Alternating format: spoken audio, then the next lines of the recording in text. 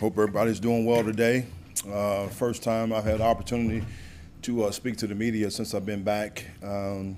It's definitely a blessing to be back here in the building, to be back with this great organization, and to be a part of this great city that I'm from. And with that, I'll be able to take your questions. Can you take me, I'm Jonathan Alexander, Charlotte. Hope you're doing well, Steve. Can you take me back to, I guess, when you were contemplating this and what made it feel right for you and how it came about? Well, I think within this profession, I don't like to use this word. As coaches, sometimes we're selfish, meaning that we move around a lot and really don't know the impact that it has on our family. And, when I got the job at Arizona, I was excited. We all were. But my daughter left here, Charlotte Christian, her senior year, and that was tough. And now having the opportunity to get my middle daughter back settled into high school and to be able to graduate from one place, it was a family decision to come back.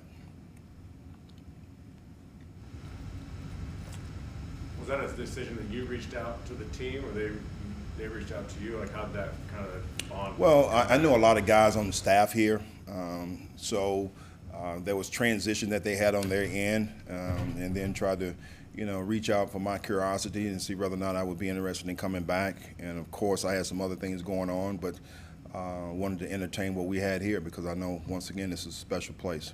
Steve, Matt just said that you and Phil never really worked together, but you kind of have a lot of mutual friends, and he thought you had a pretty good idea when coming back here what Phil likes to do. Who are some of those mutual friends, and could you expand on that a little bit? Kent Bear is a guy that worked with Snow for several years throughout different spots in college. And Ken and I got together when I was at the University of Notre Dame with Tyrone Willingham. And then we also connected at the University of Washington. So I've known Snow for years, got a lot of respect for him. Being a young coach in this profession, I sat in a lot of his clinic talks, just trying to learn from him. Very knowledgeable guy. And again, just happy to be a part of his defense and what we can build here at Carolina. How would you describe his defense, kind of in a nutshell? Very multiple, very aggressive. Really not trying to sit back and be passive, trying to make the offense react to us and not us react to them. We got different multiple looks that we can give the quarterback.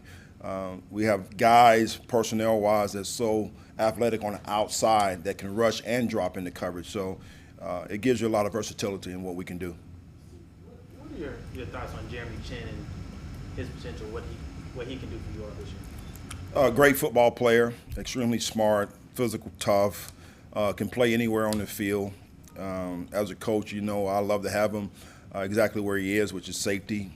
We can put him down in the box. He can play the Buffalo nickel. We can play linebacker. So we're not going to be selfish and just limit him to one position. We're going to put him where we need to in order to win football games. What do you think the NFL needs to do now that you're part of that lawsuit in order to change their hiring practices? That's one area that I'm going to stay away from. I've already expressed that, and I'll follow back up with that at due time. And right now my focus is here and trying to get through OTAs and minicamp and trying to make the secondary the best it can be in the league. How are you a different coach from the last time you were here? What have you learned since Arizona? I mean, not only Arizona, but since you were here last time. I think it's just continuing to evolve with the change of the game, and also understanding that the players have changed as well. So I think you have to be creative in how you approach and how you reach them. Attention spans, learning progression, those kind of things. I think a lot of times we don't get perceived to be as teachers. And you got to know your audience, you got to know your students, you got to know how to reach them. So that's always been a good ploy of mine, is just understanding that, I'm going to teach everybody the same way, but I'm going to coach them differently. And if you have kids, you know exactly what I'm talking about. Are you able, Steve, respectfully, just to say at least why you felt it was important to join the suit? I'm all about change, and I just leave it with that.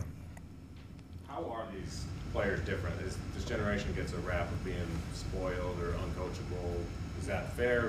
What are your thoughts on how they I think, again, the media, social media, those kind of things, at the forefront right now where we are in society, and a lot of those guys live off social media, so it's different in regards to that.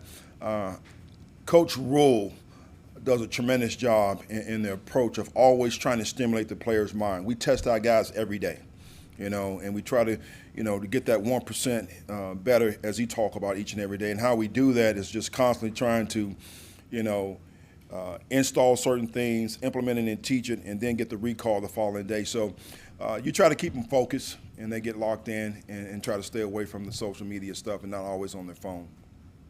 Evaluating this defense, what are some of the things that you see or that may excite you about these guys? Well, I think number one, just the personnel. I think we have great personnel on the defensive side of the ball. And as I stated before, we have so many multiple looks that looks the same, but we're doing different things out of it, which I think is going to create and cause problems throughout the year. The biggest thing for us is just that consistency. And, right now we're a little torn a little bit because we can't really be as physical as we want doing OTAs, particularly with the corners on the outside for us pressing. But I'm implementing some different things on the back end. Guys are playing with more, zone eyes and just making plays on the ball, which is, one of our goals. Anything you took from that year in college, Steve, that, kind of gave you a little different look at things as you come back? I always tell people, it's like you got to learn something in every situation, every spot you've been. There's always a positive out of it. And one of the things that I've learned, just the speed of the game, the no-huddle stuff, all the different formations, and what you see now is the college game have infiltrated the NFL so much, the quarterback running the ball, RPOs and stuff. So it gave me a better perspective how to defend it going back to college, and then now having a little bit more ideas. When I was sitting there this whole past year, I was like, oh, I wish I was doing this back then. I wish I was doing that back then. I was adjusting this way to McVay and all this stuff. So it's all about a bunch of window dressing. They're just trying to get you distracted. But I think I got a better understanding this past year. He only played 2.5 games last year, but he showed some glimpses of being a potential number one guy down the road. So what does he need to do now this year in the year where he's going to have a full season? Of course, staying healthy is always the key, being consistent. This guy's different. He loves ball. I don't know if you can say that about everybody throughout the NFL. He loves football. He loves coming to work. He loves learning. He loves trying to get better. He challenges himself each and every day, and I challenge him as well as Coach Evan Cooper. So I think the key thing with him is just being consistent. Anything else? Appreciate you guys. Thank you. Thank you. Steve.